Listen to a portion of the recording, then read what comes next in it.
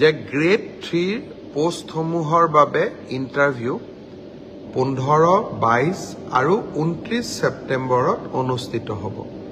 এই পৰীক্ষা এইবাৰ লোকসেৱা আয়োগে পতা পৰীক্ষাৰ আৰ্হিত হ'ব।